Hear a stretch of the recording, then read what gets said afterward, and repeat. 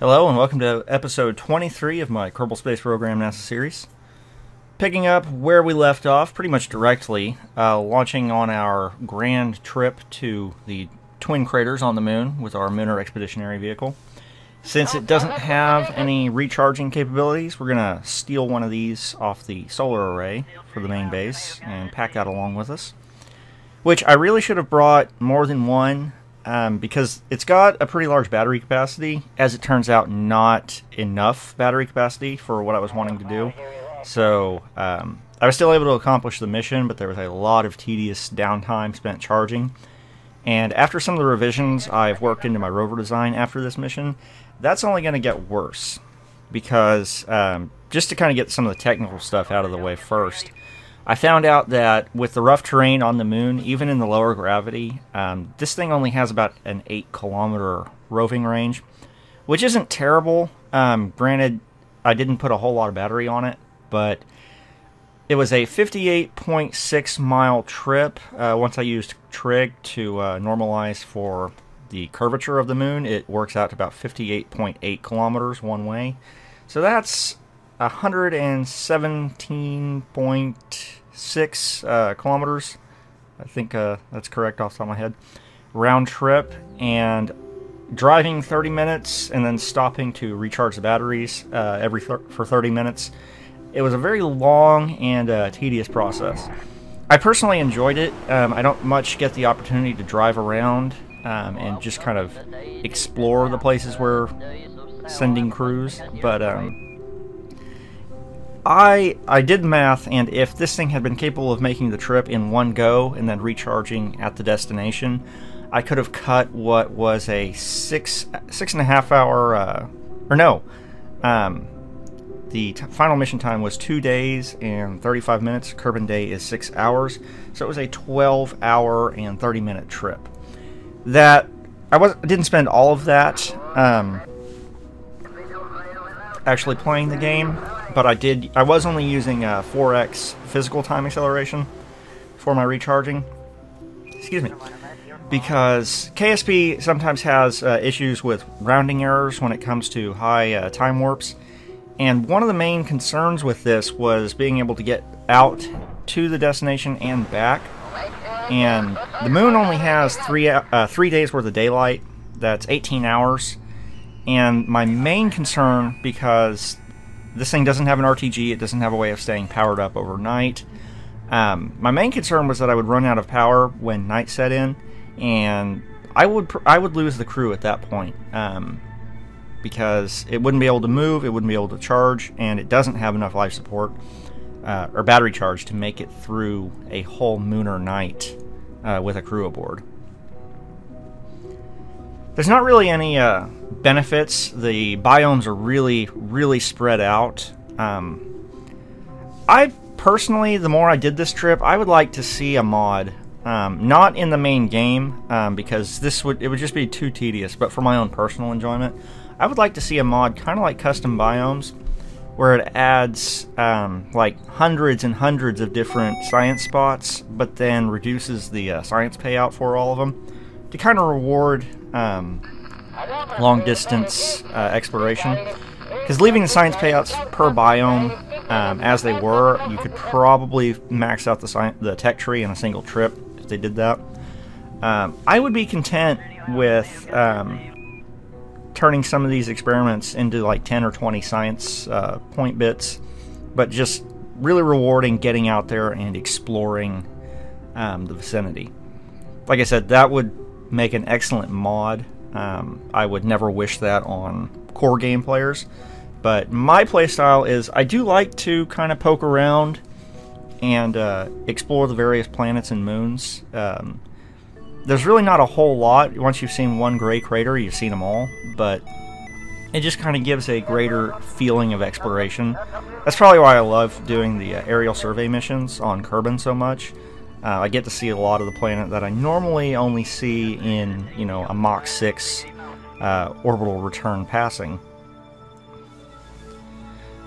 But after about 30 minutes, we ran the batteries almost dry. I left quite a bit of reserve in it. Wanted to keep pretty broad safety margin on this thing, but And I kept removing and stowing this solar array. Leaving it deployed probably would have made the trip a lot less tedious, but at the same time, I'm in the low gravity of the moon. I'm always terrified of rolling the rover, and because it does have self-righting capability, rolling itself isn't a disaster unless I just completely destroy the rover. But I didn't want to take the chance that my only means of recharging the batteries would be on the outside of the rover and possibly destroyed in a rollover situation. So every time we finished charging up, we disembarked, we folded it away, and stowed it back in the container. You can see, because of the low angle of the sun, that was a pretty long charge cycle. 56 minutes from the start of the mission to finally charging batteries up. So we'll split the difference and say it was about a half-hour charging time. Which, that's where I really wish I'd packed more solar panels so I could get a faster recharge rate. One of the benefits of exploring is I get to see cool stuff like this trench. Some of the neat terrain features generated by the terrain algorithm. You see, it took 5 hours and 3 hours. Yes, I'm reading that correctly. 3 hours and 17 minutes just to get to this stage. This is one of those situations where having my front and rear wheels on action groups really paid off. Yes, and it was 5.5 hours to get out to the twin craters, and add another half hour for a recharge cycle after this. Which is actually more of 15 minutes because I hadn't fully expended the batteries. But I was saying, having the front and rear wheels on action groups really benefited in the drive across the moon. For anybody who's ever driven across the moon in a rover, you know how dangerous slopes are. Uphill, you run the risk of your rear wheels popping you up into a wheelie, and then you roll over backwards. Coming downhill, it's kind of the same but opposite problem. If you're trying to apply back pressure to slow down to keep from accelerating to unsafe speeds down a slope, you run the risk of tipping over forward. Being able to disable those wheels and turn them basically into just basically wheelie bars in one direction or the other really alleviates that concern. And the way I made this trip, and this is, I recommend anybody who's got a lot of patience. It takes a lot of patience to drive a rover long distances. So if you're already in that frame of mind, the way I was doing this for maximum safety is I was using pitch controls, not SAS, because SAS has a habit of, if the rover starts going up a hill, your pitch angle changes, and SAS interprets that as needing to pitch down, and so it applies what would basically be the W key, and that increases your forward velocity. That can sometimes work out, but other times it's mainly just disastrous. But I was using pitch controls, which is holding Alt and W or S to set W to set my forward speed, and I was reading my electric charge drain to verify how much torque I was putting down, because I know it's not perfectly modeled, but it's a reasonable enough approximation that, because torque and electric charge in an electric motor are linear, it's a pretty easy way of setting my forward speed and how much force I was applying backwards to keep from accelerating down a hill. But yeah, you can see that mission time. It was about 2 hours, 2 days and 30 minutes. So it's a pretty long, tedious drive. I'm not going to lie, I was kind of happy to have it over with. But I'm looking forward to it just the same about going to Duna.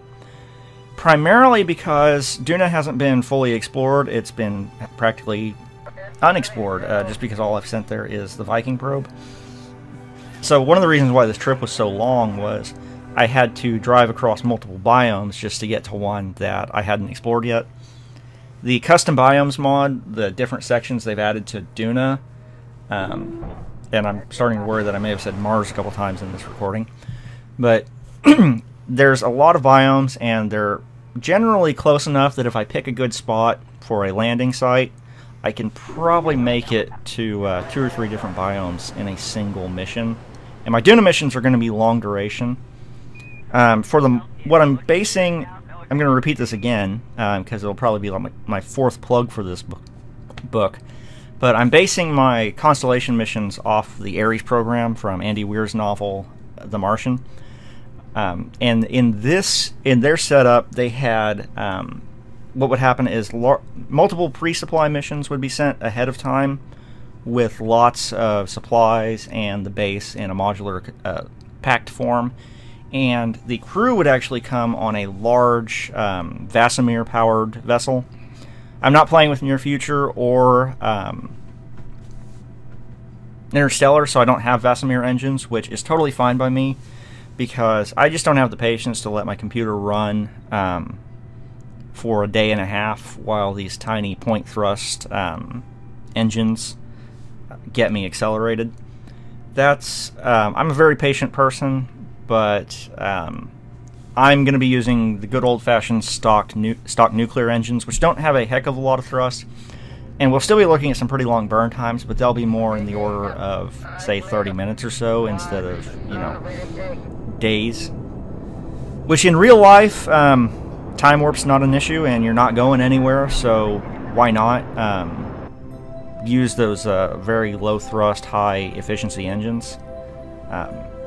But, I mean, that's all pretty theoretical technology. They've done testing in Vasimir, but or Vasimir engines have been tested, but they really need to have a more in-depth and rigorous testing regimen in place before they are actually put into service. I have high hopes for them, but it's just one of those things that things can pop up that weren't previously considered. Docking to the Mooner base, or the Mooner fuel depot, was actually a lot easier with this thing crewed because I was able to go into the IVA and use the raster prop monitor docking camera. So I didn't have to hit it directly on. I just had to kind of line up with the port and charge in. And when I say charge, it was a very slow, like 2 meters a second rendezvous. And that was pretty much it. It grabbed it. It kind of bounced around a little bit. It wasn't too terrible.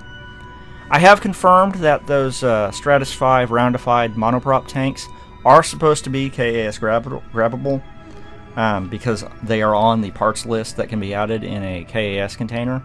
So I have bugged something terribly with those for my crew to not be able to grab them. I think it's my placement by attaching them flat. That's not actually an accepted attachment point as far as the collision or the colliders are concerned. So I'm going to have to send another... I'm going to have to somehow attach a KAS container to that transit vehicle, which I should have from the beginning.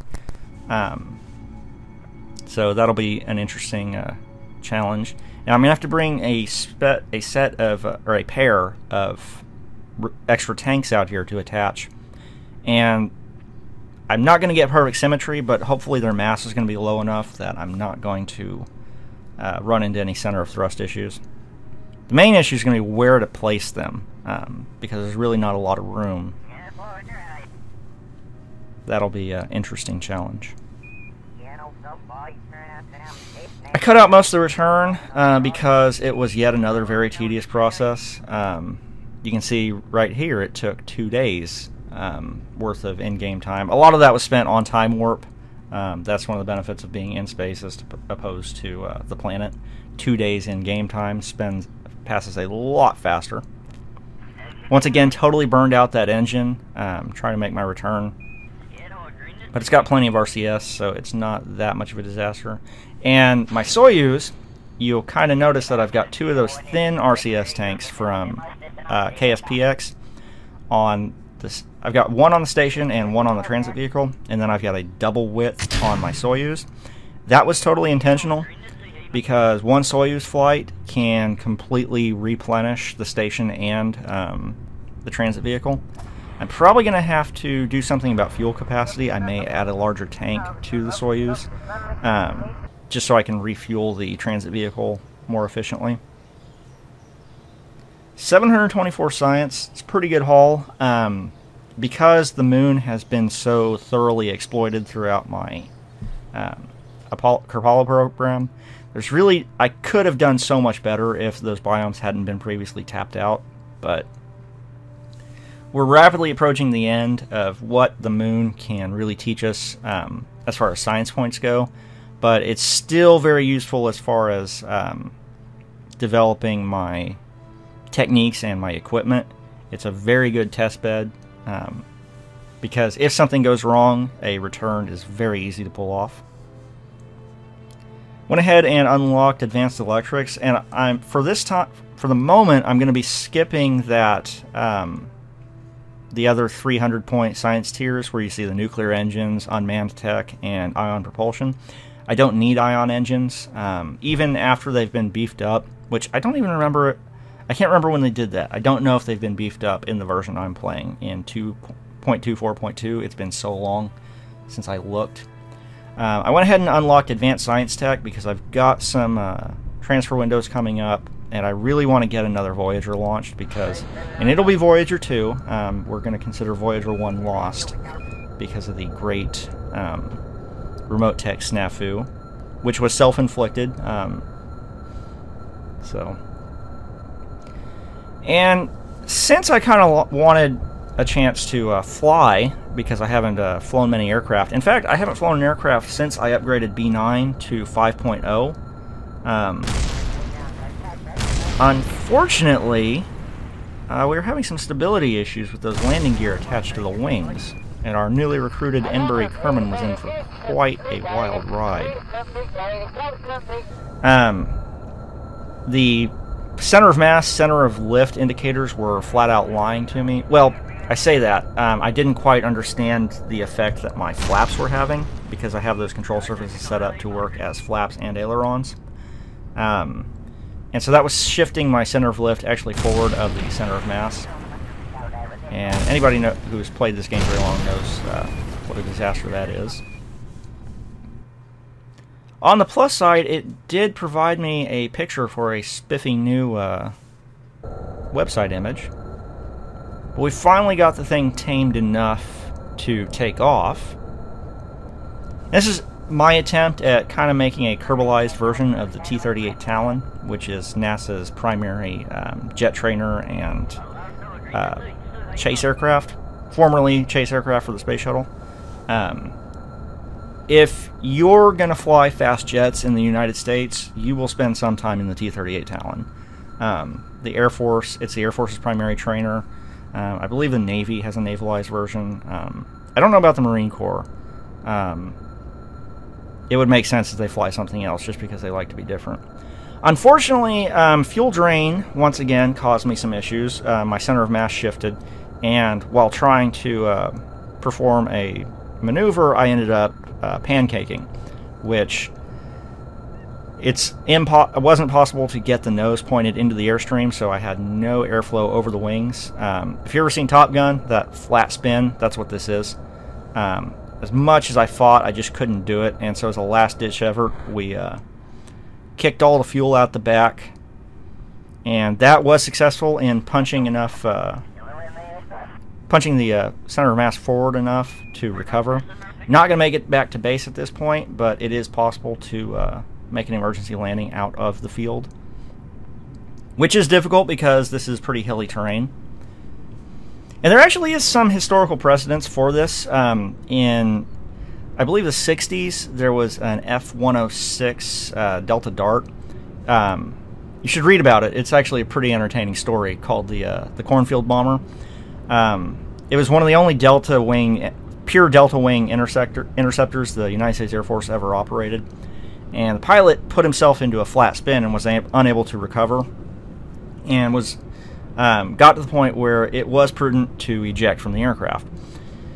He did so, but the engines were still engaged, and by departing the aircraft, losing the weight of the pilot and the ejection seat was enough to stabilize the center of mass with the center of lift, and the aircraft actually returned to controlled flight and landed itself pretty much unharmed in a farmer's cornfield. The local sheriff actually came up and found the aircraft sitting in the snowy field with the engine still running.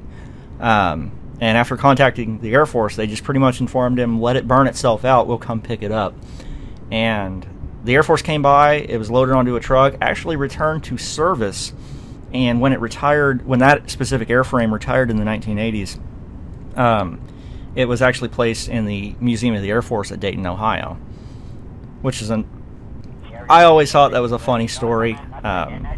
Nice illustration of aerodynamic flight effects and what a big impact your center of mass can have. Now, landing in this terrain, it's not terribly hilly. Well, it's actually pretty bad. I'm not gonna lie. But unfortunately, one of the downsides to this is that your instrumentation isn't a whole lot of help, because I believe I don't think the VSI, vertical speed indicator, is a radar display. It could be, but I don't think it is. I think it's calculated as being inertial, which means it's not actually reading the actual terrain contours. So I can't really rely on that for a gentle landing. I just kind of have to eyeball it.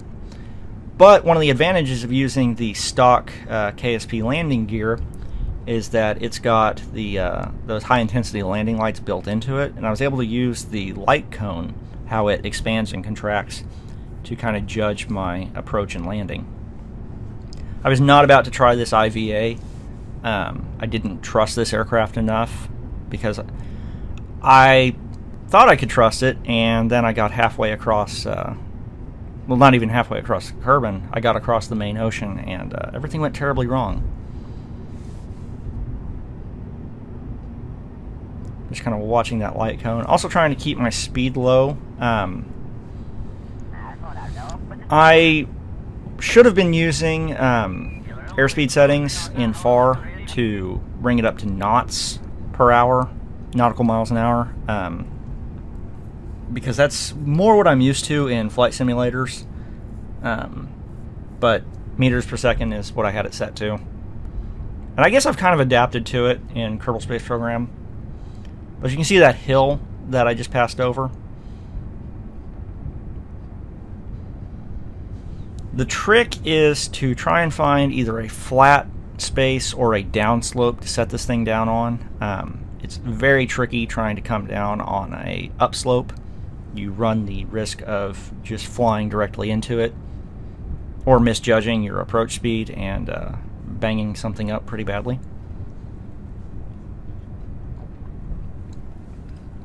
But this is a completely dead stick landing.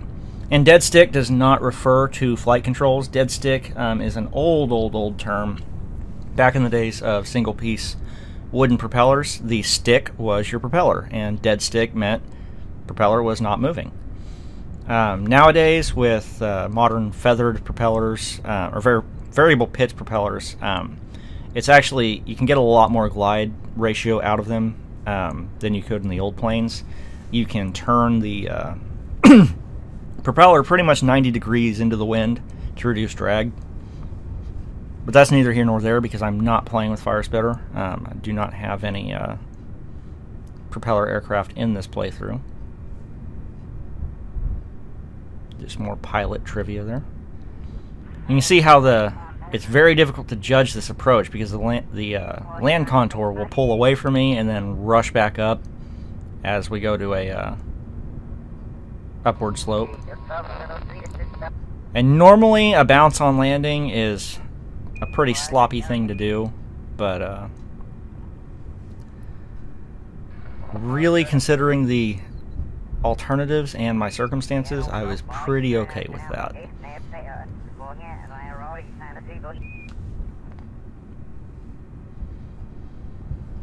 Thankfully, we recovered the aircraft and the pilot alive. Had a couple issues later down the line, but those are going to have to wait for another episode. Thank you for watching, and stay tuned.